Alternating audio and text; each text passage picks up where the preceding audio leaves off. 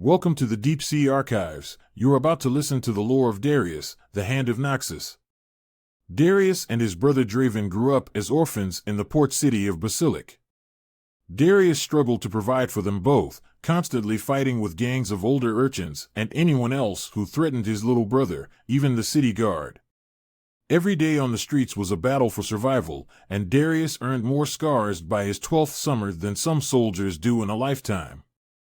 After Basilic was seized by the expanding Noxian Empire, the victorious commander Cyrus saw the strength in these defiant brothers, and they found a home within the ranks of his war host. Over the years, they fought in many grueling campaigns of conquest from one end of the known world to the other, as well as crushing a number of rebellions against the throne. Within the empire, anyone could rise to power, no matter their birth, culture, or background, and none embraced this ideal more fervently than Darius. From humble beginnings, he rose steadily through the ranks, always putting duty before all else, and garnering great respect for his aggression, discipline, and refusal to ever take a backward step. On the blood-soaked fields of Dalamore Plain, he even beheaded a Noxian general after the coward ordered a retreat.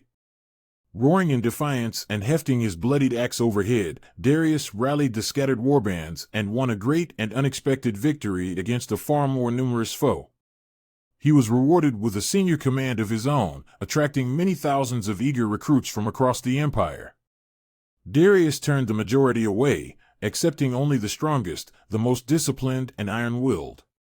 Such was his fearsome notoriety, even in the lands beyond Noxus, that it was not uncommon for entire cities to surrender at the first sight of his banners. After a grinding victory against the cloud fortresses of the Varju, a proud warrior people who had resisted decades of Noxian aggression, Darius was named the Hand of Noxus by Emperor Boram Darkwill himself. Those who knew Darius best knew he craved neither power nor adulation. He wished merely to see Noxus triumph over all, so Darkwill ordered him and his war hosts far north into the Freljord to finally bring the barbarian tribes to heel. The campaign dragged on for years, ending in a bitter, icy stalemate.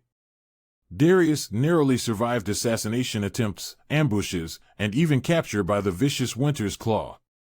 He was growing weary of endless wars of attrition, and returned to Noxus to demand a reconsolidation of the military.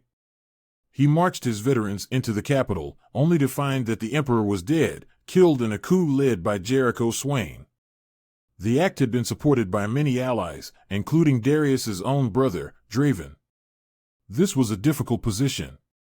As Hand, many of the noble houses would expect Darius to avenge Darkwill, but he had known and greatly respected the disgraced General Swain, and had spoken against his discharge after the botched offensive in Ionia some years earlier. The oaths of the Hand were to Noxus, not any particular ruler, and Swain was a man who spoke honestly of his new vision for the empire. Darius realized this was a leader he was prepared to follow, but Swain had other ideas. With the establishment of the Triferics, 3 individuals would rule Noxus together, each embodying one principle of strength, vision, might, and guile. Darius gladly accepted his place on this council, and pledged to raise a new, elite force, the Triferian Legion, the most loyal and prestigious warriors the Empire could produce, and lead the armies of Noxus into a glorious new age of conquest.